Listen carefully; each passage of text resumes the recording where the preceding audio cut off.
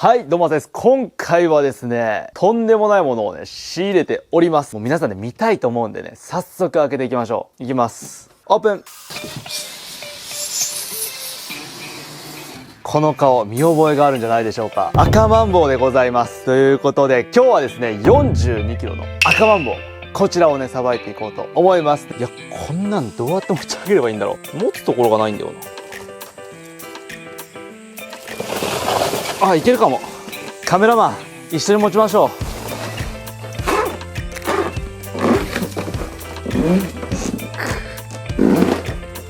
せっかく作った発泡スチロールが壊れていってる。はい。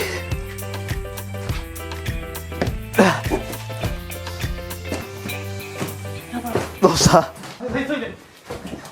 尋常じゃない。やばい。壁が倒れるぞ。3、2、うわっ、3、2、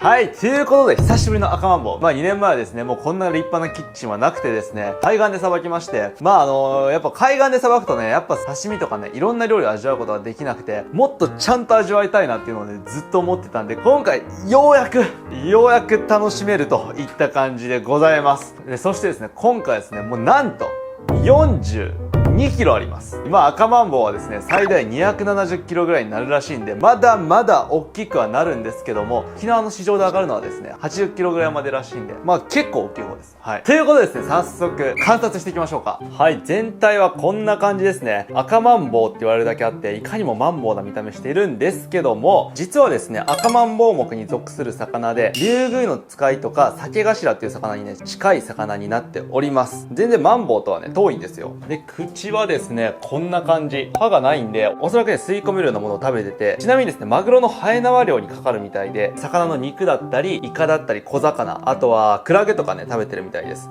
肉食魚なんですね。意外にですね、この魚、鱗がありまして、実はね、表面がね、ツルツルではないんですよ。で、皆さん見てください。これ、あんまり感動伝わらないと思うんですけど、これ、鱗が、もう、桜色の綺麗なピンクなんですよ。これなんでかっていうと、めちゃめちゃ鮮度がいいんですよ。普通、こんな離島とかまで輸送するともうこれ真っ白になって、鮮度がねめちゃくちゃ悪くなってるんですけど、めちゃめちゃ綺麗です。めちゃくちゃ鮮度がいい。楽しみです。なんでこんなに鮮度がいいかっていうと、わざわざ赤マンボウが入る発泡スチロールを自作したから。で、それに入れて送ってきてもらったから。で、このヒレとかもね、すごい立派で可愛いですよね。真っ赤でね。でさ、俺これ赤マンボウ、こんな、なんか、のろまそうな見た目してて、どうやって外敵から身を守ってんやろうなと思って、めっちゃ気になって調べたんですよ。そしたら、こいつはですね、水深500メーターぐらいの深海にいるんですけども、普通、魚って水温と体温が一緒になる変温動物っていうものなんですけども、この赤マンボウは水温よりも体温を上げれる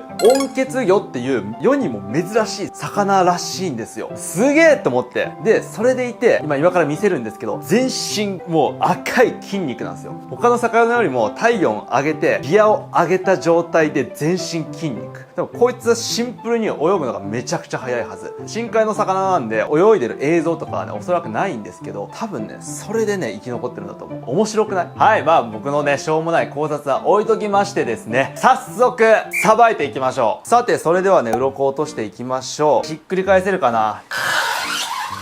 すごい音がしております。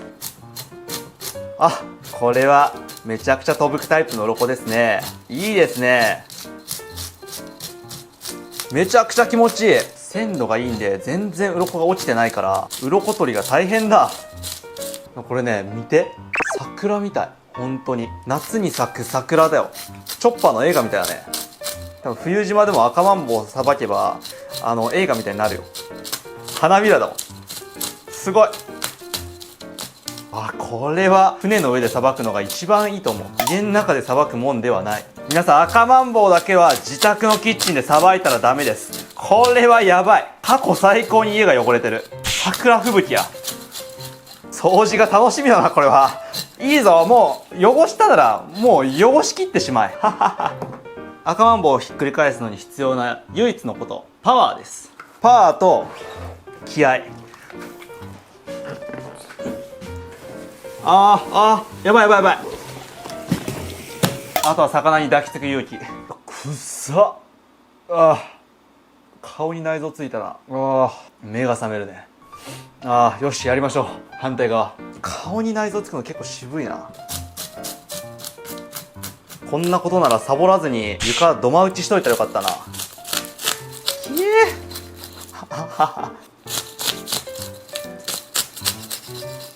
おかしい。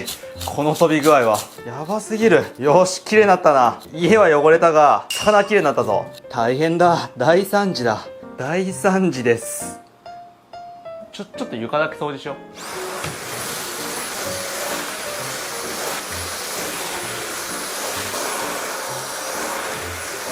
はい、続けていきましょう。とりあえず洗っていきます。どないしよう。これはな、一旦シンクに落とした方がいいな。こちらトゥイさあ、この状態や。この状態でいいよ。これだろう。このシンクをはみ出る生き物なんて、ワニ以来だよ。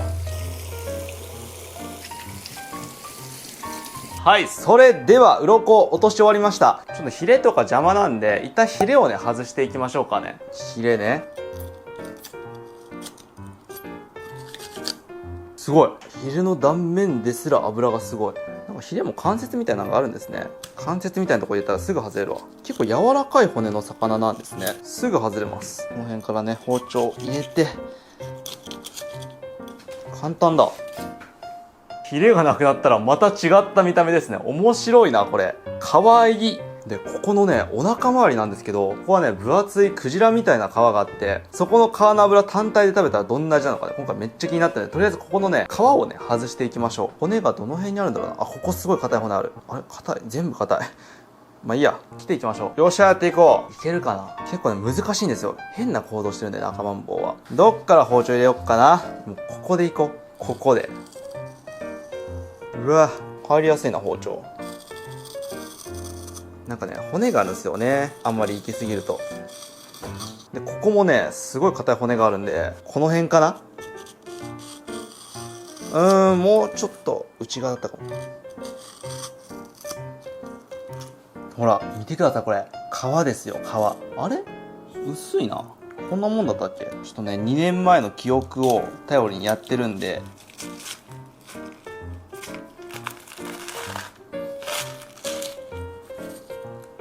ほら、見て。油の塊。これをね、食べてみたかったんよ。皮の下にこの筋肉があって、確かね、この筋肉の下に骨があって、骨の下に内臓があったはずです。さて、こっからはね、柳刃でいきましょう。やっぱ体高がね、すごい魚なんで、こんな包丁じゃあね、もう手も足も出ません。なんで、長い包丁を使います。これはね、30センチあります。いきます。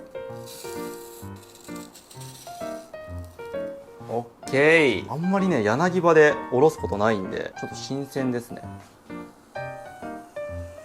結構ね、さばきやすいかも。嘘ついたわ。さばきづらいわ。むずっ。まあ、どんな魚でもね、やることはやっぱ変わんないですからね。骨に沿わして包丁を入れていくと。まあ、ただ、骨の位置が理解できてると、やっぱね、やりやすい。それは達人です。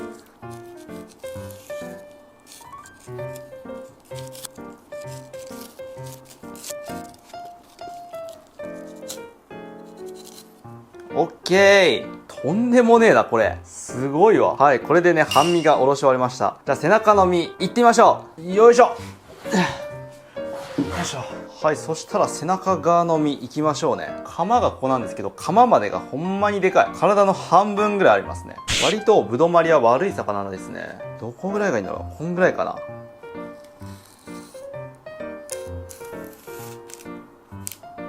でもね、やっぱね、赤マンボウの見た目は何回見ても ZOZO スーツにしか見えないんですけど、皆さんどう思います？ ZOZO スーツなんですよ。多分 ZOZO スーツってなんなら赤マンボウから取ったんじゃない？デザイン。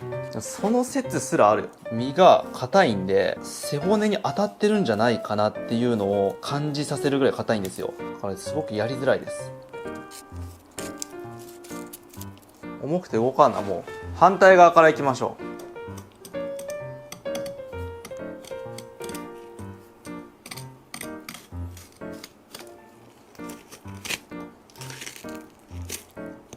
お、いけたいけた。いきます。オープン。よいしょ。うわー。見てください、こちら。マグロですね。ちょっとね、ピンクっぽいですけど、見た目は、キハダマグロとかに近いですね。で、尻尾側はもうこんな感じで赤身なんですけど、頭の方に行くと血合いもあって白身っぽくなってるんですよ。面白いな、この魚、本当に。でもちょっとみんなごめん。我慢できない。中落ち食べるわ。いきますよ、皆さん。中落ちです。うわ。うわうわうわうわうわ。うわ。来ました。最高の中落ちです。食べましょう。醤油をたらっとね。OK。いただきます。マグロではないぞ。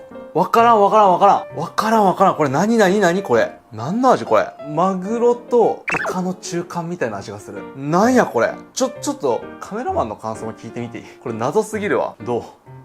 マグロじゃないよな。イカです。イカよな。イカよな。イカなんよ。でもみんなでマグロみたいな味と思いきやイカなんよ。とは言っても赤マンボウはですね、部位によって全然味が違うんで、ちょっといろんな部位をね味わっていこうかなと思います。ということで解体をね続けていきましょう。じゃあここのですね、おでこの肉、通称おで肉、僕が呼んでるだけなんですけども、外していきましょう。いやーなんかよくね、巷ではマグロの代用品として利用されてるみたいなことがね言われてるんですけども、これはね絶対に気づきます。イカやんって。イカですね、ほんまに。で絶妙に骨が入ってるからぐちゃぐちゃになっちゃって今。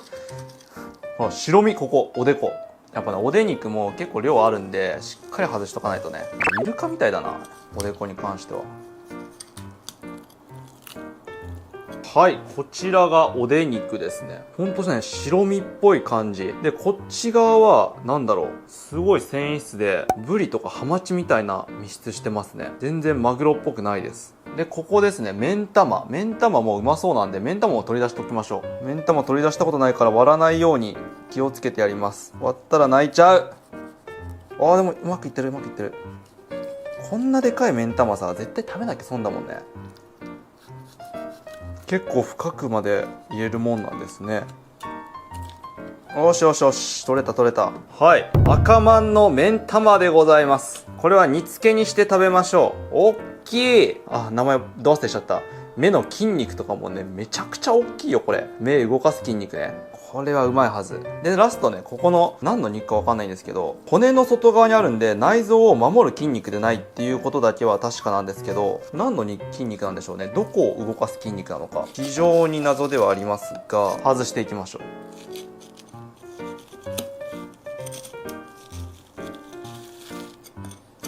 ここに関しては芸肉みたいだな。クジラの肉ね。こんな赤い。もうちょい攻めれたなこれ。なんか骨があるな。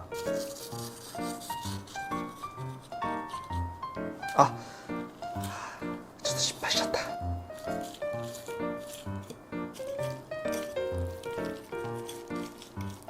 た。よいしょ。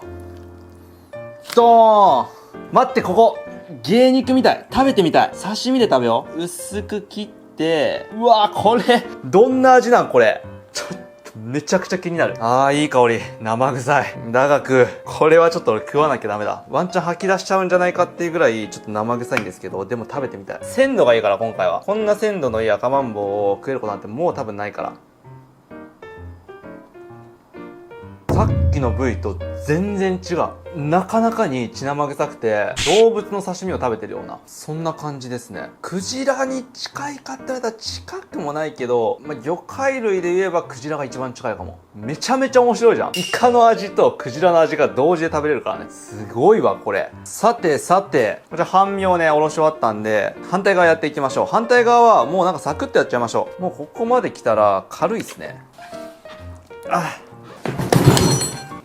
重たい。今ので腰やったな。ちょっといって、また同じようにね、真ん中に包丁を入れまして、でこうです。やっぱ平べったい魚は3枚おろしだと結構厳しいんで、真ん中に包丁入れて5枚おろしですね。同様にやっていきましょう。いきます。オープン。いいね。よいしょ。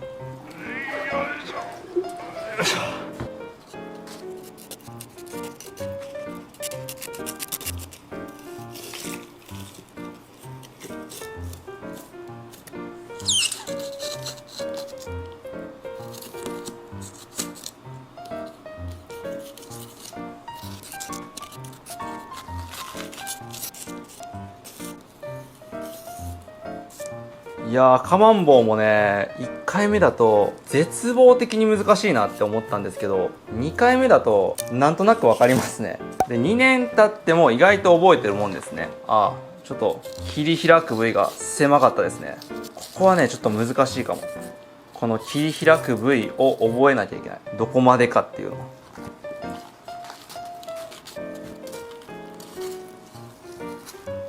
よーし、オッケー。で、最後、目ん玉取って終了かな。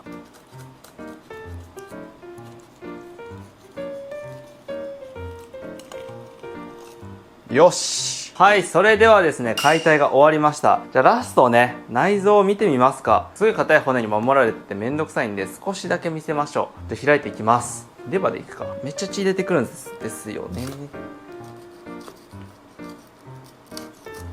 これはちょっと YouTube 的無理かもな。手で取り出して洗ったやつを皆さんに見せますね。これは血が出すぎてます。はい、それではね、こちらが赤マンボウの内臓になります。構造としてはですね、ここの内側にちょっと入ってて、で、ここに胃袋があって、で、こうやって口と繋がってるって感じですね。だから、内臓はこんな感じで入ってます。くの字に曲がってね。ということで、胃袋開封していきましょうか。何も入ってなさそうですけどね。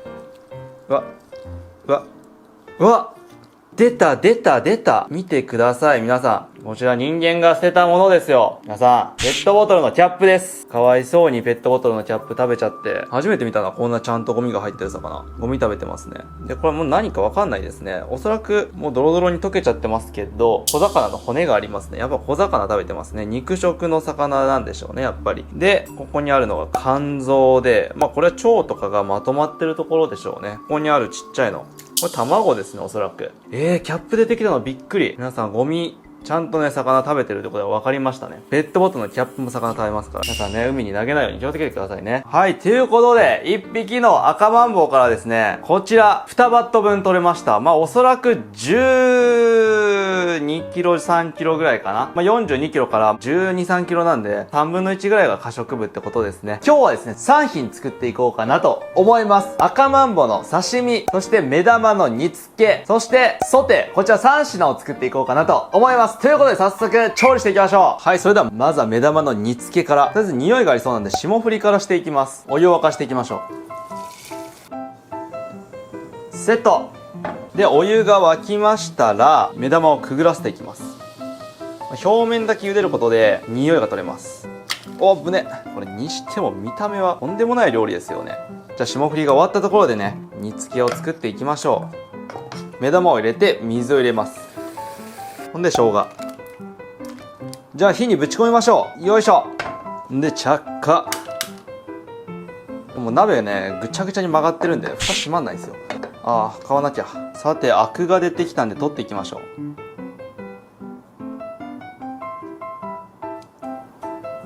う。すごいアクだ。まだ出てくる。全然油の塊みたいになんか浮いてきてるもん。永遠に出てくるぞこいつ。じゃあ濃い口醤油入れていきます。濃い口醤油贅沢に大量に入れていきましょう。量が多いんでね。でザラメじゃない三温糖、料理酒、みりん。 OK。 あとは味がつくのを待っていきましょう。さてそしたら2品目ソテーを作っていきましょう。油のね膜みたいなところをね使ってみたかったんで、ここをね使っていこうと思います。はい、それでは半分に切っていきます。これ皮食えるのかな。皮ごと焼いてみる。見てよこれ。でもとんでもない油じゃない。ただねこれ腹膜の筋がすごそうなんで、腹膜は外していきますか。すごい筋だ。結構下まで入ってる。で意外とこれ腹膜がまっすぐじゃないんで切れないですね。なるほどですね。こうしないとちょっと厳しいな。これで下入れて切っていきましょう。なんか油はすごいけど筋っぽいな。筋かもな普通に。こんな感じで切って、でも美味しそう。こっちが多分大トロだと思うんですけど、これ多分筋だと思う。これも食べ比べてみましょう。はい、そしてですねこちらハラミもね使っていきましょう。この大トロの部分、謎の筋の部分、そしてこのハラミの部分、ここもねソテーにしていきましょう。どうするのが正解なんだろうねこれ。縁側とかもねしっかりあるんですね。こことりあえずここ取りましょう。ここよいしょ。縁側の部分もちょっと邪魔なんで取っておきましょう。結構縁側大きいんですね、この魚。で、皮を引いていきましょう。で、赤マンボウは皮目が結構筋っぽいんで、ちょっと厚めに引いていきます。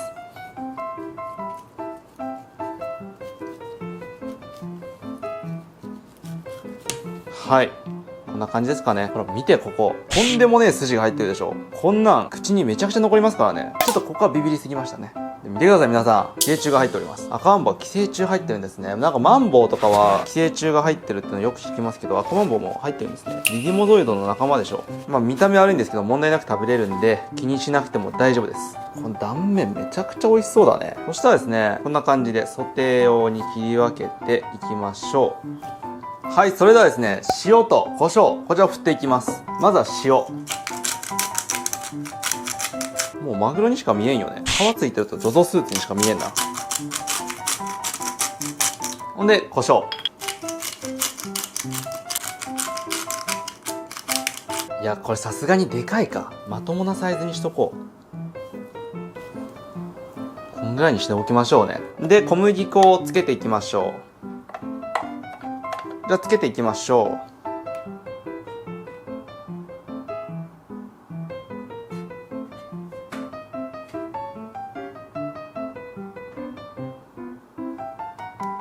さて、焼いていきましょう。こんなん早く食べたい。絶対うまいこれ。まずはバターを敷きます。さて、もうバターで焼いたら何でもうまいんよ。前回赤マンボウ焼いた時は焼肉のタレで食べてましたからね。焼肉のタレもね、全然うまかった。びっくりするぐらいうまかった。うわー、これは美味しいです。うまいです。もうめちゃくちゃ香りがいいもん。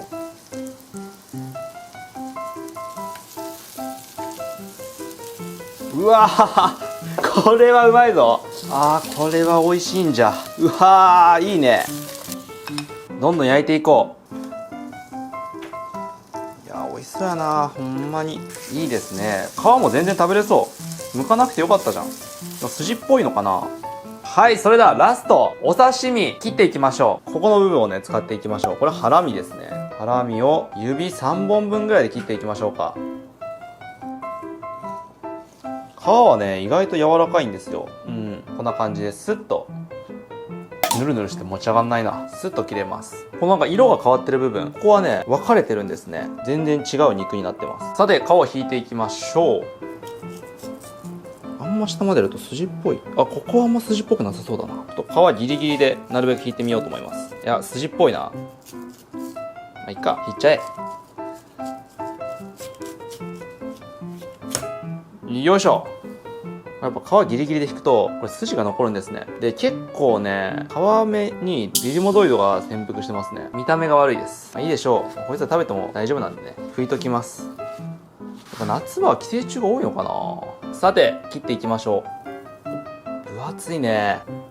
分厚。いや、綺麗ですよね、本当に。次はね、大トロ切っていきましょう。ここです、大トロは。これね、腹の赤い筋肉を覆ってた部分ですね。もうなんか皆さんどこがどこか分かんなくなってきてるでしょ。ここが大トロです。うまそう。さて、皮引いていきましょう。大トロの部分は皮が分厚いんですね。あー、これむずいぞ。皮ほとんど筋なんで、皮をひっつけないように切っていってます。あー、これむずいな。あー、ちょっと筋残った。さて、切っていきましょう。あ、でも筋っぽいね、かなり。そして赤身です。おそらく胸びれを動かす筋肉なのかな、ここは。ちょっとね、これは鮮度的に刺身がなかなか、キッチン一旦掃除したんで、ちょっと色が悪くなっちゃいましたね。表面は取ってやっていきましょうね。あー、結構色変わるんだ。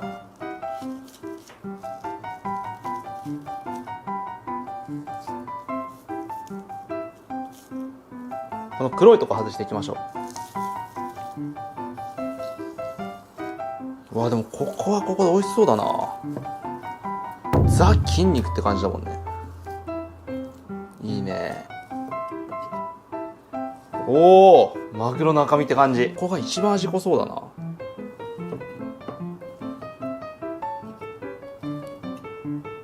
じゃあラストね、縁側引いていきましょう。これむず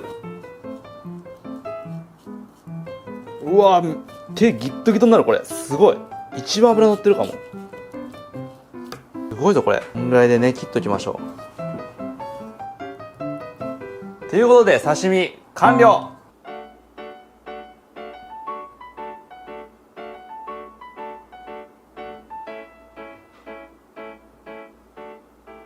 はい、それでは完成しました。いただきます。いや、楽しみですね。ソテーがね、すごくいい香りがしてるんですよ。もうふわふわよ。これ見て。もうほどける感じね。いただきます。美味しい。もう本当にソテーに向いてる感じだね。もうふわふわで、パサついてなくて、で、なんか風味とかも全然いいわ。じゃあこの油揚げみたいになってる、この筋みたいな部分ね、食べてみようと思う。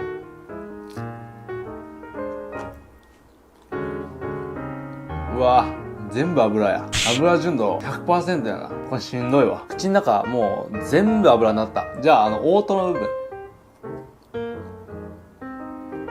なるほどね。やっぱね、このね、筋の部分みたいなところが、結論全部油なんですよ。普通の部位が一番美味しいです。皮みたいな部分は油なんですね。これなんかいい料理できないのかな。じゃあ次行きましょう。目玉です。いきます。この中のね、プルンプルンの部分、ここをね、食べていきます。いきますよ。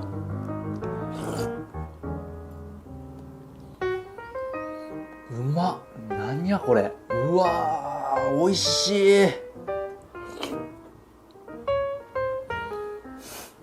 もうなんかトロットロの旨味の爆弾を飲み込んでる感じ。ジュースとして販売されてたら俺もう全然買うね。500円とかでも。めちゃめちゃ美味しいわ。で、この目の筋肉とかもね、食べようか。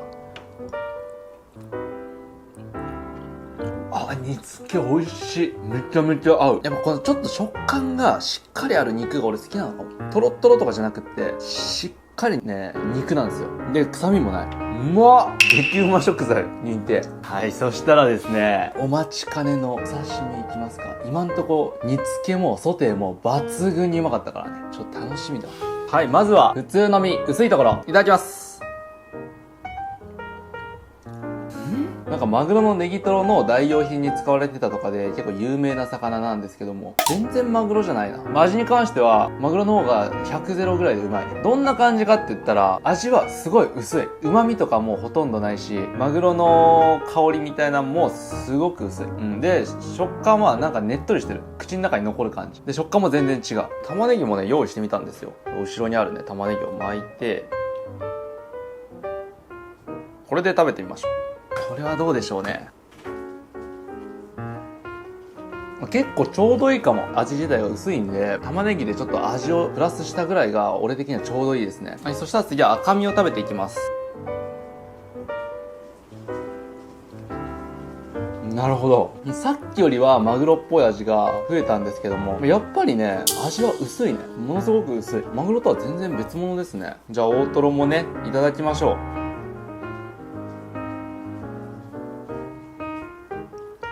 なるほど。まあ油乗ってるんですけど、油の味も薄いんだね。あんま味がない魚だ。じゃあ縁側、もうどんどん食べちゃいましょう。縁側いくぜ。硬い。なんか縁側食感が悪いな。縁側はちょっと微妙かもね。はい、それではごちそうさまでした。ということで、2年ぶりの赤マンボリベンジをね、果たすことができたんですけども、この魚はですね、刺身はそんなに美味しくないかなって僕は思いましたね。もちろん、鮮度が抜群にいいんで、もっと熟成しないと味が出ないとか、もうそういうのかもしれないんですけど、とにかく味が薄いですね。とはいってもね、今食べてるのは3日目とか。なんで、そんななんか取れたてを食べてるっていうわけでもないんですけどね。ただね、火を入れるとめちゃめちゃ美味しい。これ何にしてもうまいんじゃないか。最高にうまいですね。ということでですね、最後までご視聴いただきありがとうございました。それでは。